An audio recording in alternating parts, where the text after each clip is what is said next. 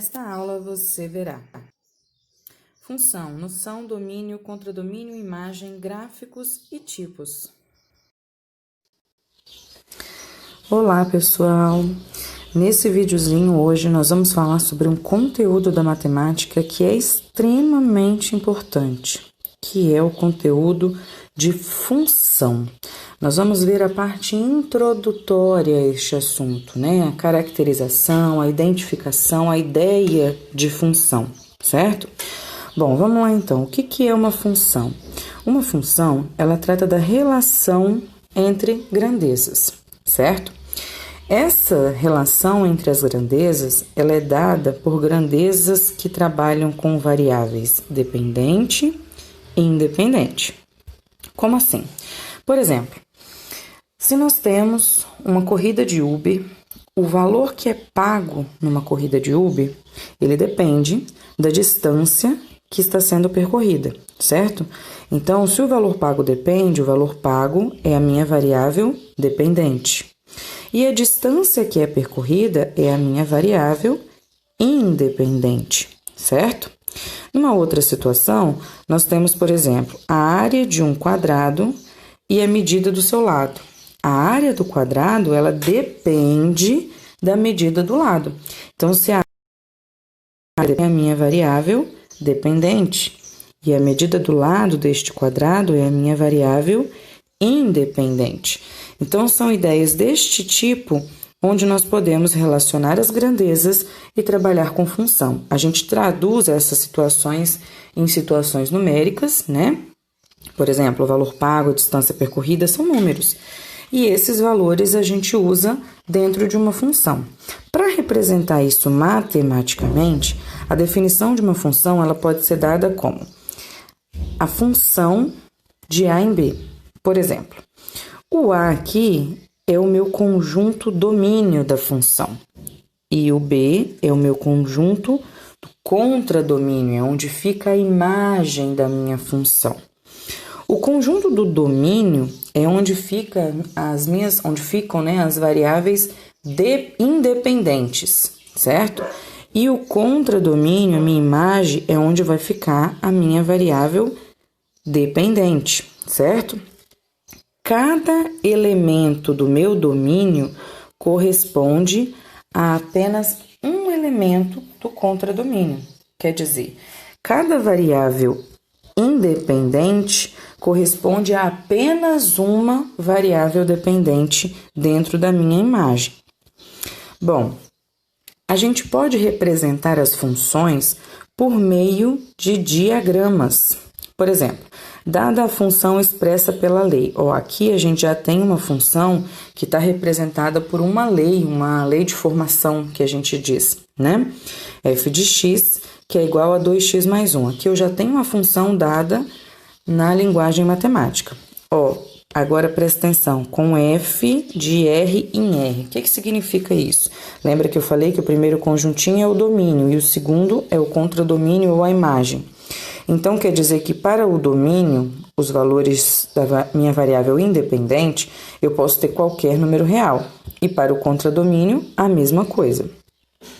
Escreva um diagrama para representá-la, sabendo que aqui nessa situação ele me deu o domínio. Ele diz que o domínio, os valores da minha variável independente, tem que ser o 1, o 3 e o 5. E o contradomínio, que é o segundo conjunto, ele me deu 1, 3, 5, 7, 9 e 11. Então, ele é diagrama. Então, o que eu fiz aqui, Meu conjunto do domínio, 1, 3 e 5, e o contradomínio, 1, 3, 5, 7, 9 e 11. Para eu representar essa função por meio de um diagrama, a gente vai usar flechas. Essas flechinhas azuis aqui, elas indicam a relação entre o domínio e o contradomínio, e para isso a gente usa a lei de formação que nos foi dada. Então, por exemplo, se o f de x é igual a 2x mais 1, se o valor de x, que é o meu domínio, que é a minha variável independente, for 1, então eu tenho 2 vezes 1 mais 1, que é 3. Quer dizer, se o meu x for 1, o meu valor de y, que é a minha variável dependente, é 3. Se o meu valor de x for 3, então 2 vezes 3 mais 1 dá 7. Então, quer dizer que o 3 aqui, ó, vai ser ligado no 7. Se o meu x for 5, que é o meu domínio, 2 vezes 5 é 10, mais 1 é 11. Então, o 5 vai estar ligado no 11. Então, aqui, ó, com base na minha função, eu fiz a ligação entre os dois diagramas. Quer dizer, o domínio 1 tem imagem 3. O domínio 3 tem imagem 7. O domínio 5 tem imagem 11. Tanto que eu escrevi aqui embaixo, ó, o conjunto imagem 3, 7 e 11. Então, qual é a diferença do conjunto imagem para o conjunto contradomínio? O contradomínio, ele possui todas as informações que são possíveis dentro do que me foi dado. Bom, aqui, ó, a minha função, meu contradomínio era o conjunto dos reais, mas ele especificou aqui um conjunto de contradomínio para mim, para eu poder escrever no meu diagrama.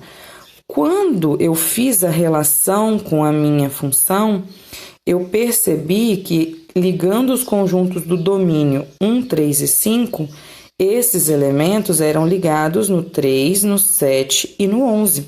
Então, esses elementos onde eu consegui fazer a ligação é que representam o meu conjunto imagem, certo?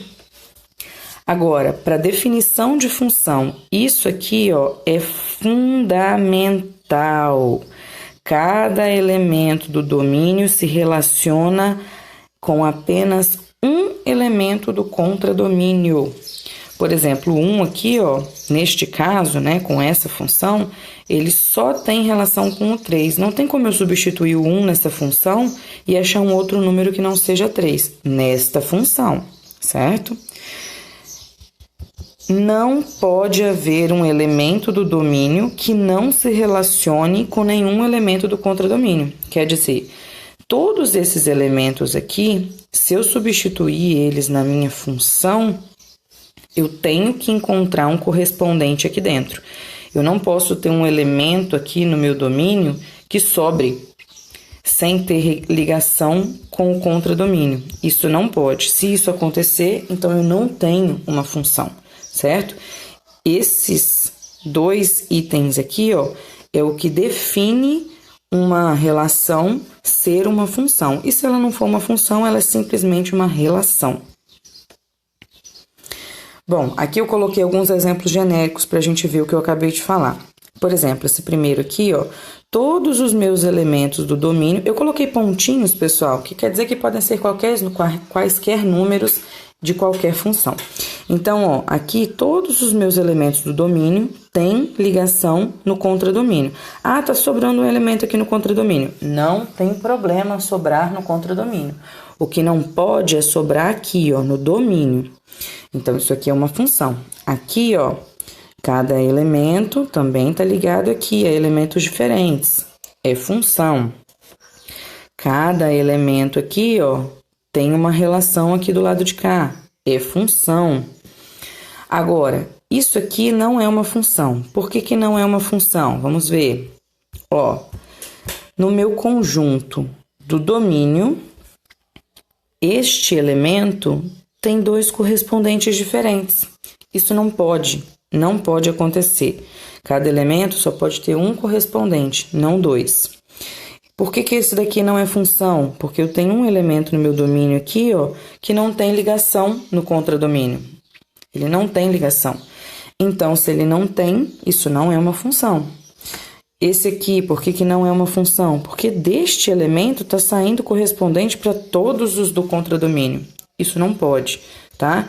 Então, aqui são exemplos que a gente pode ter do que é e do que não é função.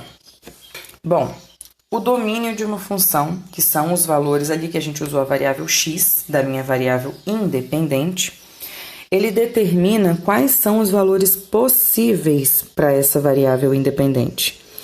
Quando na minha função não vier explicitado, né, não vier escrito qual é o meu domínio, a gente vai considerar sempre o conjunto dos números reais, que são todos os números que a gente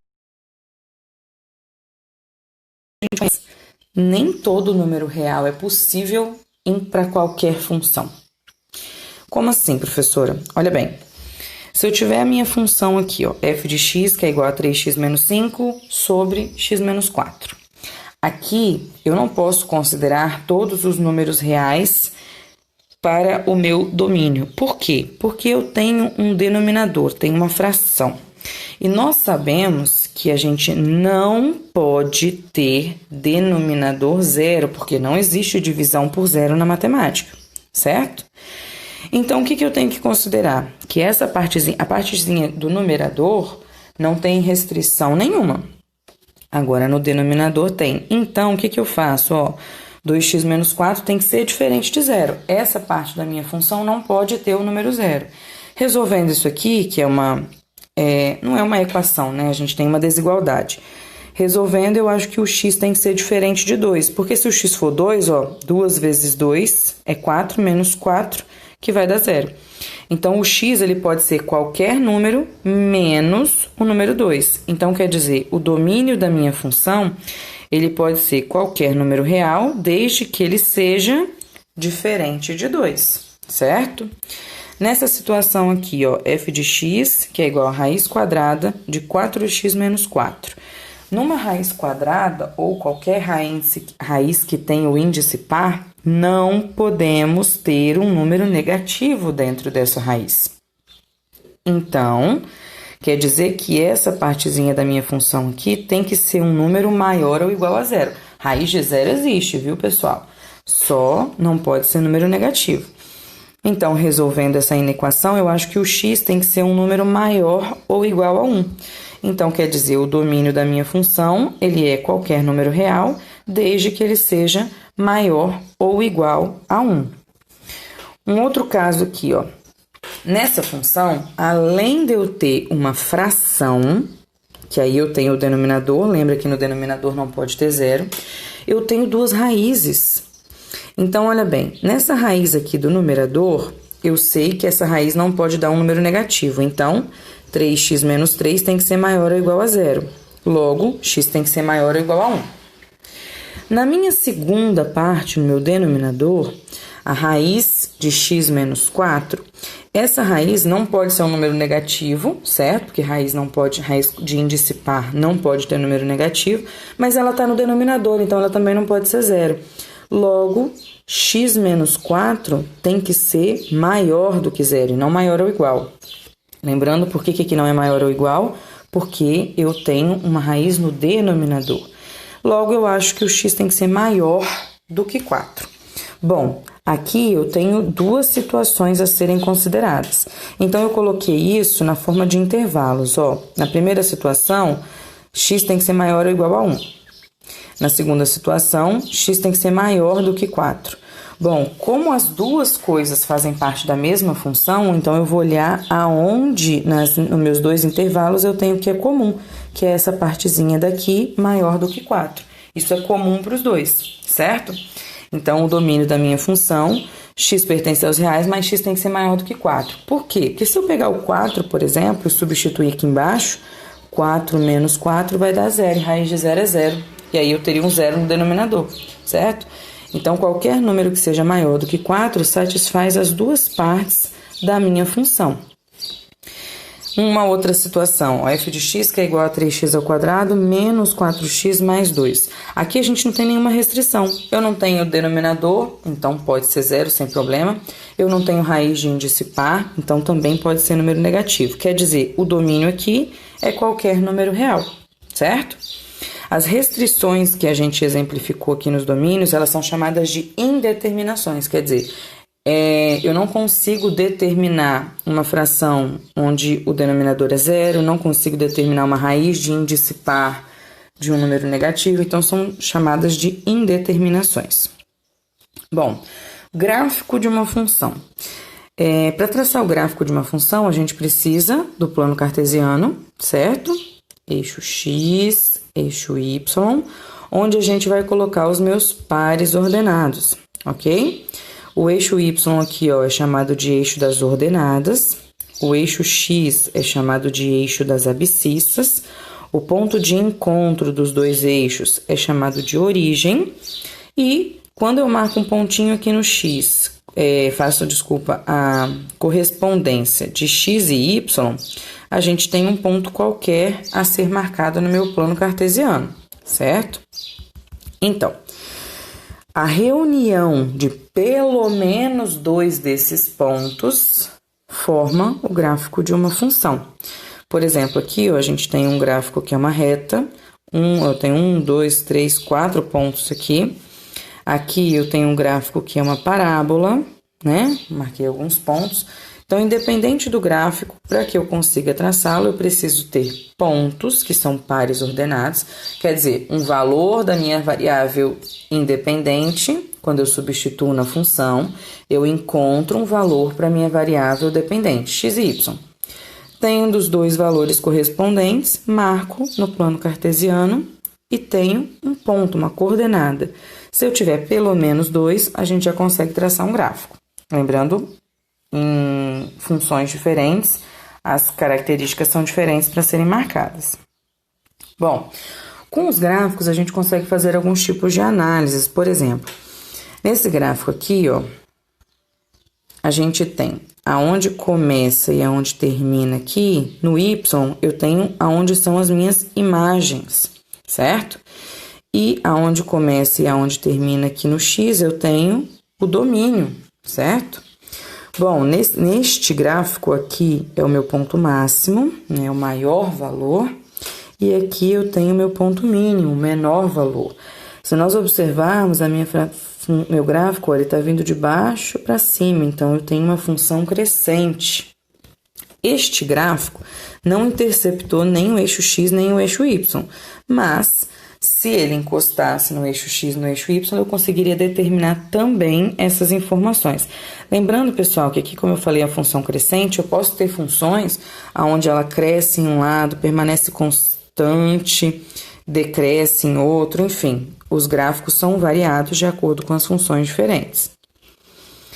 Quando que um gráfico representa ou não uma função? Bom, para a gente saber se um gráfico ele representa ou não uma função, a gente já viu lá atrás por diagrama, como que a gente sabe determinar se é ou se não é função. Mas olhando o gráfico, para a gente saber isso, o que eu tenho que fazer? A gente traça retas paralelas ao eixo Y, retas que estão na posição vertical. Se essas retas encostarem no gráfico em apenas um ponto, cada reta encostar em apenas um ponto no gráfico, então quer dizer que ele é um gráfico de uma função. Por exemplo, aqui, ó, cada retinha só está encostando neste gráfico em apenas. Agora, neste outro gráfico aqui, eu tenho que, por exemplo, ó, essa reta aqui, ela encostou neste gráfico em dois pontos distintos. Então, é como se a gente tivesse dois valores para a variável independente que correspondem, um valor da variável independente que corresponde a dois da minha variável dependente, um valor de x para dois valores de y. É como se saísse uma setinha do domínio para dois valores do contradomínio diferente. Então, a gente não pode, isso aqui não corresponde ao gráfico de uma função, tá? Então, isso aqui é um jeito fácil da gente descobrir, traçar as retas paralelas a y e ver se ela corta o gráfico em apenas um ponto ou mais de um. Bom, e para a gente finalizar, tipos de função, alguns tipos específicos. De acordo com as características que elas possuem, as funções podem ser injetora, sobrejetora, bijetora ou uma função qualquer. Bom, uma função vai ser injetora se cada elemento do domínio possuir imagens distintas das demais. Quer dizer, ó, esse elemento tem essa imagem, esse elemento tem essa imagem e assim por diante. Eles têm imagens diferentes, as setinhas encostam, né, em imagens diferentes, certo?